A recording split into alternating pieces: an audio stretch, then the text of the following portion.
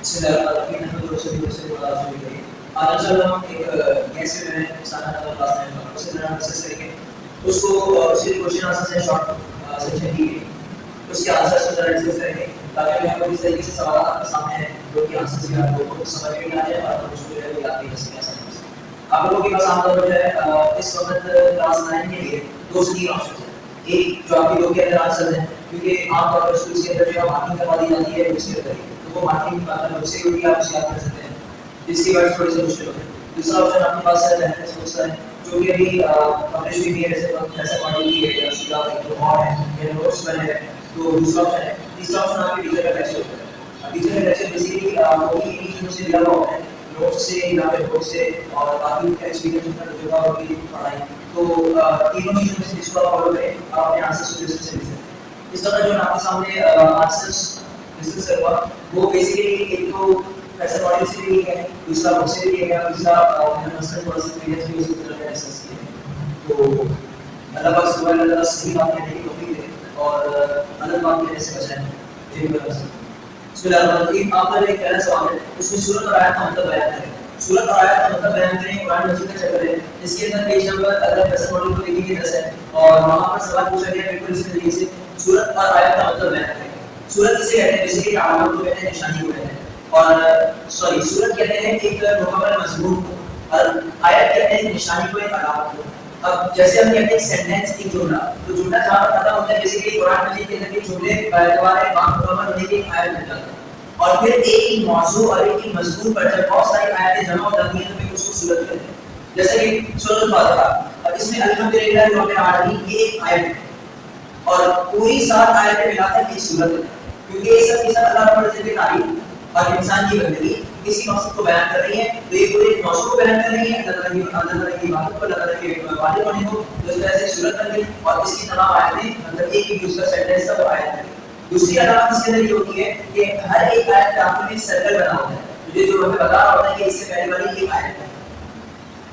تو اس سے جو ہم اس طریقے سے لکھ سکتے ہیں کہ آیت کے لغوی معنی نشان یا علامت ہوتے ہیں اسلام میں آیت قرآن شریف کی فکر کو کہتے ہیں فکر کے آخر میں زیرو میں گول کی ایک علامت بنی ہوتی ہے۔ اچھا اسی آپ کے پاس سوال پوچھا گیا قرآن مجید کی مشہور نام تحریر ہے کہ قرآن مجید کی وہ نام پتہ ہے کہ قرآن مجید کے اندر ذکر کیا ہوا ہے مشہور بھی ہے جیسے کہ یہاں پر آپ کے سامنے 8 سے 9 نام ہیں ایک ہے فرقان ایک ہے ذکر پھر ہے کتاب الہدی النور الحق اور الشفاء اور التنزیل القرآن۔ اب ہر ایک نام کے آگے اس کے ریزن بھی ہے کہ قرآن کو قرآن کیوں کہتے ہیں تنزیل اس کا نام کیوں رکھا گیا ذکر اس کا نام کیوں رکھا گیا شفاء اس کا نام کیوں رکھا گیا تو اس کی وجہ ہے اور اس کا مطلب بھی ہے۔ قرآن کو اس لیے قرآن کہتے ہیں کیونکہ اصلی کتاب جو اللہ تعالیٰ کی وہ یہی ہے اسی وجہ سے قرآن کہا جاتا ہے۔ دوسرا ذکر اس کے اندر ذکر کا مطلب ہوتا ہے نصیحت اور قرآن مجید مکمل نصیحت سے بھرا ہوا ہے اسی لیے اسے کیا کہتے ہیں ذکر کہتے ہیں۔ اس کے علاوہ خدا خدا کا مطلب کیا ہوتا ہے ہدایت وہ کتاب جو ہدایت دے گی ہو یا جس سے ہدایت مل گئی۔ اس کے علاوہ تنزیل تنزیل کا مطلب ہوتا ہے اتاری ہوئی کتاب تو قرآن مجید اس کی اتاری ہوئی کتاب ہے اللہ رب العزت کی طرف سے آسمان سے اسی لیے تنزیل کہا جاتا ہے۔ اس کے علاوہ فرقان فرقان یعنی فرق کرنے والی 2 چیزوں کے درمیان فرق کرنے والی اور قرآن کیا ہے بیسیکلی سچ اور جھوٹ کے درمیان فرق کرنے والی کتاب ہے۔ اس کے علاوہ کتاب تو کتاب بیسیکلی وہ کتاب ہوتی ہے جو کہ کمپلیٹ ہو اور قرآن مجید سے بہترین کوئی مکمل کتاب نہیں ہے۔ قرآن مجید ایک واحد کتاب ہے جو مکمل کتاب ہے اسی لیے اس کو کتاب کہنا بہتر ہے اپنی دوسری کتابوں کے مقابلے۔ اس کے علاوہ النور نور کا مطلب ہوتا ہے جو کہ روشنی والی جس کو دیکھ کر آپ راستے کی منزل تک آگے کر سکیں تو قرآن بیسیکلی ہدایت کا رستہ دکھانے والی روشنی ہے کہ اس کو اگر ہم فالو کریں گے تو اپنی منزل تک اپنے مقام تک پہنچ جائیں گے۔ اس کے علاوہ شفا شفا کا مطلب ہوتا ہے بیماری کو شفا دینے والی بیماری کو دور کرنے والی تو قرآن مجید روحانی طور پر بھی شفا پہنچاتی ہے اور قرآن مجید جسمانی طور پر بھی انسان کو مضر اثرات سے بچاتی ہے۔